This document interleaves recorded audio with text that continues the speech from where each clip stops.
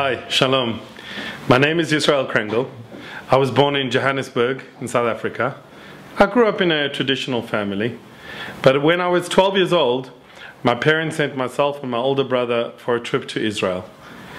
And from that first moment when I arrived in this holy land, I felt something special. I felt I belonged. I felt this was certainly the place for me. Even though I'd never been here before, there was something that I felt within me that this was the place for me. I was also involved in Bnei Akiva in South Africa, and through that I got very connected to the land and to the ideas of the Torah and living in the land of Israel. And through that I came to learn for a year in Israel in a yeshiva Har Zion. For a year I came to study just for a year. But as soon as I arrived, once again, I had this strong feeling that this was the right place for me. And I remember after 6 weeks of being in yeshiva, I turned to my brother. We were on an Egged bus on the way to Yerushalayim. And I said, "This is it. I'm going to stay." And he chuckled. He's like, "You've been here 6 weeks." I said, "No, this is it. I'll stay in yeshiva. I'll become a rabbi. I'll stay in EretzYisrael." And that's what I did. And another thing I remember clearly after a few months of being in yeshiva, battling with the language, with the Hebrew, with the Aramaic, with everything for a person who doesn't have any background, trying to cope with being in yeshiva.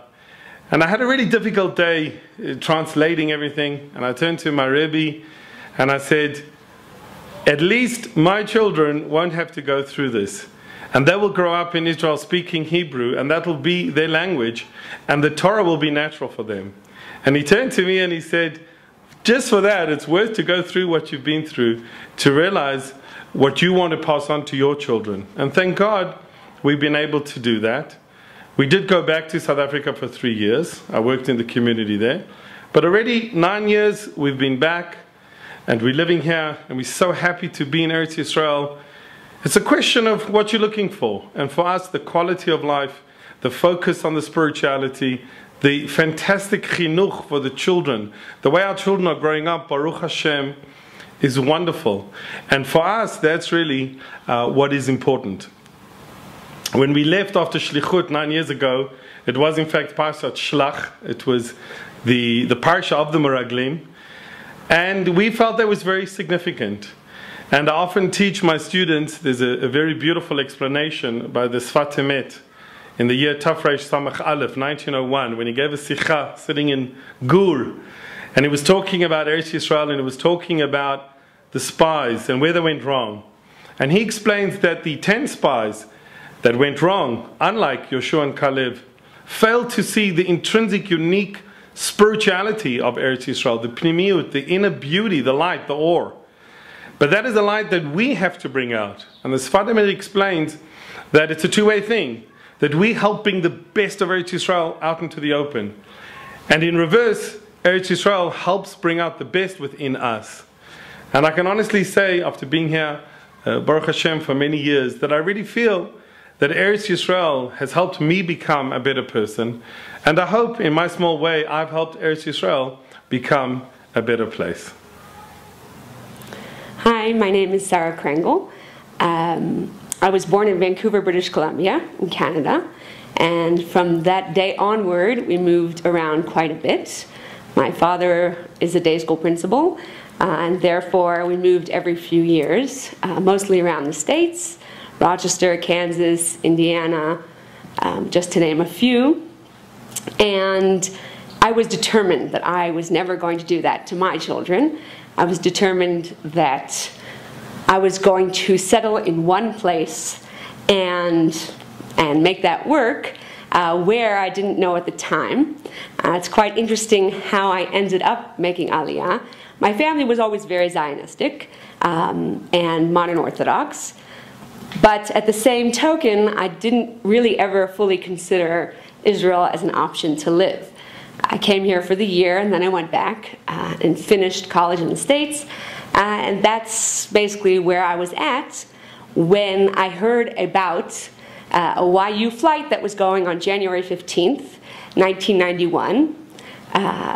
and that exactly is the date when the Gulf War began. I also heard that the flight was $50 a ticket, and thinking that I hadn't been to Israel in several years, I thought, you know what, it's a bargain, I should go. So I decided to try and get on the flight. I had fellow madrichim advisors that I knew from NCSY who were in YU, and I asked them if they could possibly get me onto the flight. It turned out that everybody had the same idea because the flight was basically, for all practical purposes, for free. And therefore, there was a waiting list of several hundred people, and I think I was somewhere about 360. And this is about a week or two before the flight, and therefore I put it in the back of my mind, and I was quite certain that I would never get onto the flight. I get a phone call a couple of days before the flight is scheduled to take off, and it's my fellow madrich, Joshua Poltenson, who's now Yehoshua Paltiel, Rabbi Yehoshua Paltiel. And I said, he says to me, well, Sarah, you're on. So I said, oh, great. I think to myself, I better call my mother to check if it's all right with her if I fly into this war. And she says, you know what, Sarah, do what you need to do. So I started making all the necessary arrangements, and 2 days before the flight, I discovered that my passport is expired. I thought, okay, that's it. It's over. And a friend of a friend managed to speak to another friend in the passport agency, and suddenly I had a passport within a couple of hours, and I was on the flight. All systems go, and off I was going. None of us really knew what was going to happen at the time with missiles and what have you.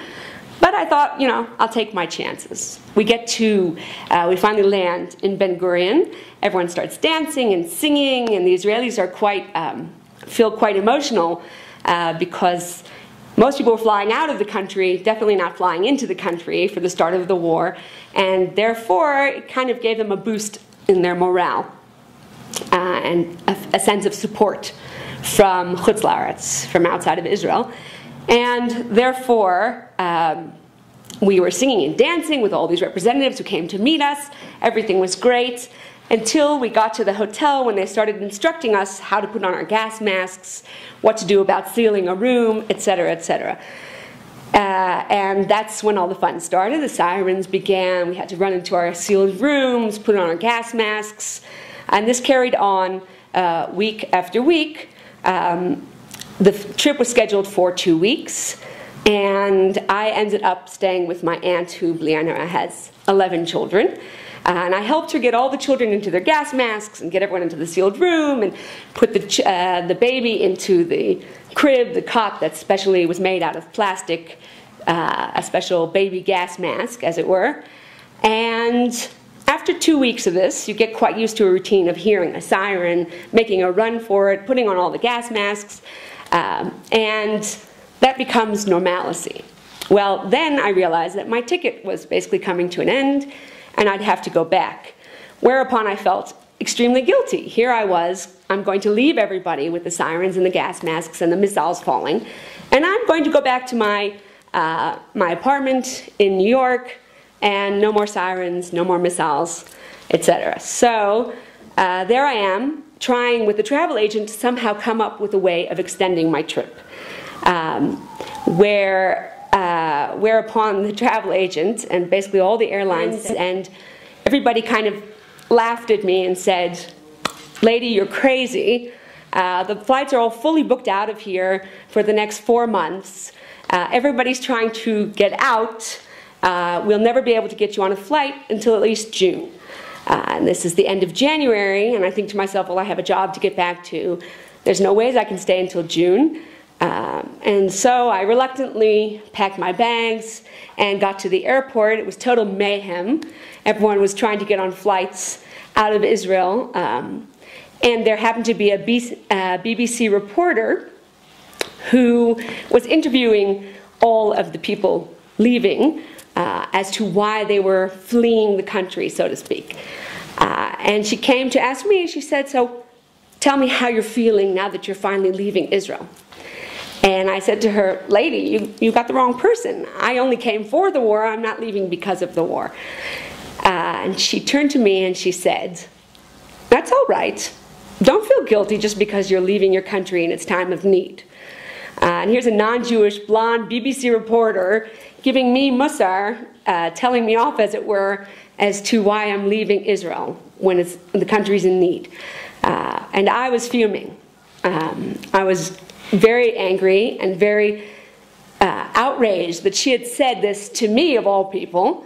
And I was stewing, basically, for a good chunk of the flight home. Until finally, about halfway through the flight, I realized, actually, she's correct. If I really want to make an impact on Israel and really give to my people and really contribute to the Jewish nation, I'm going to have to do that in Israel alone, because anywhere else isn't the same. And I basically decided right then and there that I was going to make Aliyah, having had no imminent plans of that before. And I packed up my bags and sold my things. And I was on a flight that the end of June, beginning of July of that same year. That is how I ended up making Aliyah. Of course, when I got to Israel, there was a lot of bureaucracy and procedures to go through. But that was all par for the course. There was no nefesh b'nefesh then, so you automatically expected to have to go through quite a lot of paperwork and bureaucracy. But it really wasn't such a difficult transition. And I met my husband, EretzYisrael The Krengels, in Israel. He's from South Africa, so I highly doubt the two of us would have met if I wasn't here and he wasn't here. So all's well that ends well, or so I thought, until he dragged me off to South Africa for 3 years. But basically, my promise to myself and to my children had come to fruition, has come to fruition, in that we live here, thank God, and all of my children were born here. And I really do feel like we are contributing an enormous amount, both to Israeli society and to the Jewish people even outside of Israel, because it's incredible how many people you come across in Israel from all over the world. We've worked with students from Mexico and Germany, Italy, Sweden, Switzerland, everywhere in Europe, in England, in South Africa, Australia, basically any English-speaking or semi-English-speaking country you can think of. And the international element here is incredible, where you just see Jews from all over the world, something you don't get anywhere else. And more than that, they're connected. They really feel connected. You see kids coming in on birthright who start breaking down and crying at the kotel, not understanding at all why they are, and not expecting to have that kind of a reaction. It's home. It's definitely home, and it's definitely a place where we're meant to be. Definitely the Jewish nation is making its way, slowly, slowly, to Israel, helping to fulfill the prophecy in the end of days when Bezrat Hashem, Mashiach comes, and we really will all be here together. And I wish you all the best of success, and just to keep in mind that, yes, whenever you make Aliyah, it's a transition. It's not always easy, but the truth is we have friends who move to England, to Australia, to Canada, to all over the world, and any time you move, even if it's down the block, if it's a house you grew up in or whatever it may be, there's always going to be struggle and difficulty with the change, and there's no better place in the world to make the change to, because this is home. Hi, Shalom Aleichem. This is Yitzhak Krengel. I live in Alon Shvut in Israel, and I was born here, and we lived in Alon Shvut since I was born. Then we went, in the middle we went to Shlichut for 3 years in South Africa, and we were there, we built a community, and now we actually see that people came from the community and made Aliyah, and then we came back here. We're all one big family. Like I'm on a bus, I help someone, I start talking to him about, even if he's like Chiloni, he starts talking to me about Judaism. And Rav Nachman Breslev says, right, the Meraglim, the spies in Parashat Shlach said, Eretz Ochelet Yoshvea. So what's Eretz Ochelet Yoshvea? A land that eats its habitats. So he says, when we eat, what are we doing to our food? We're taking, let's say a sandwich, and we're making that sandwich into us. It's not like it's not a sandwich anymore. It's not a tomato or whatever. It turned into it becomes our blood, and it becomes us. So when we're in Israel, the second you come here, you're straight away. You feel you're part of the land. You're part of the spirituality and the holiness of the land. And Rav Kook says, like, the Am Yisrael is the neshama and Eretz Yisrael is the guf. When our body is made specially for our neshama, and Eretz Yisrael is like our body, and we're the neshama, and the neshama can't be in another body. The neshama can only be in its body specially made for them. There's still so many people that aren't in Eretz Yisrael, and there's so many like hatred about Israel and everything, and all in the news, and everybody's like bashing us up, and the pasuk Yehi Shalom Bechelech Shavav Be'armonotayich. Like we just come here and you feel peace, and you feel like everybody's helping each other. No matter what happens, you're all one nation, one am, and there's so many thousands of Jews still in Chutz La'aretz, and we really miss them here, and we want them all to come, and we'll show the world what it is to be in peace and to love each other, and we'll all be one big family. And now Hashem is showing us that now it's time to come back. And there's been so many miracles that we're here, and I can't, like, I walk around and I can't believe, like, thousands, millions of Jews were praying, and they wanted to come here, and some came here and risked their lives. And there's so many stories about great rabbis who tried to come here, and then they had to come back, and we're here, and it's our nation, and it's our country, and we are the ones who decide, and it's our Eretz, and we've came back to our home in Eretz Yisrael, and Hashem is showing us a sign that B'ezrat Hashem we'll come here, Mashiach will come, Beit HaMikdash, the whole world will be a much better place. So good luck, and b'meira b'yameinu sheyibana Beit HaMikdash.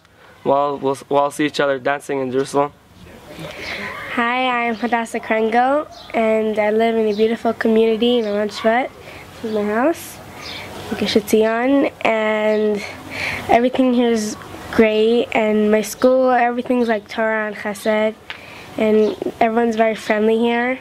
And the beginning of the year, I just had my bat mitzvah, and I'm really glad I had the opportunity to celebrate my bat mitzvah in here in the Holy Land in Israel. It's the best place in the world.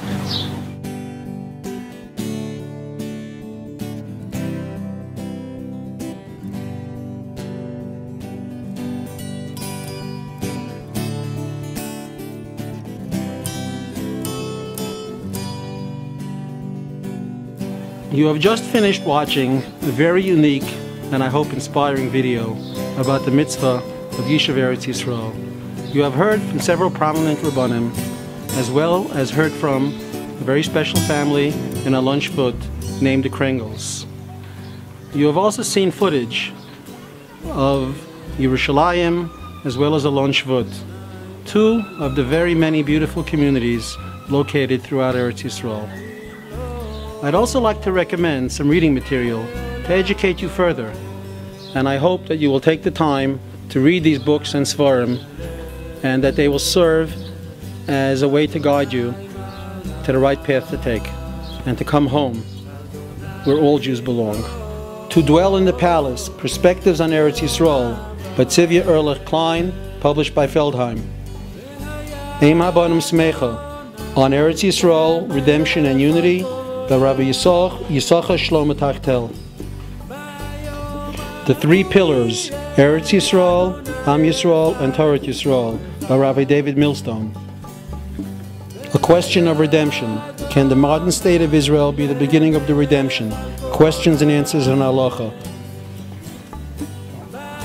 Rise from the Dust, Eretz Yisrael and Halacha and Hashkafa by Tzvi Glatt.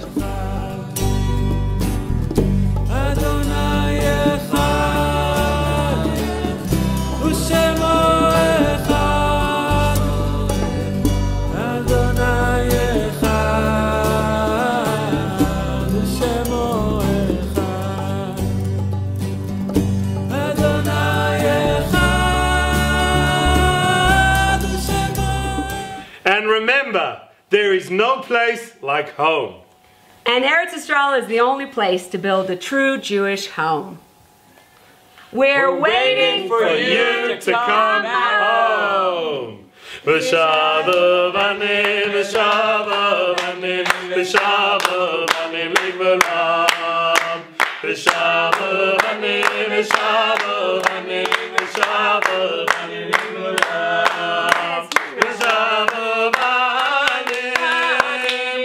banim ligvalam. V'shava banim, v'shava banim, v'shava banim ligvalam. V'shava banim, v'shava banim, v'shava banim ligvalam.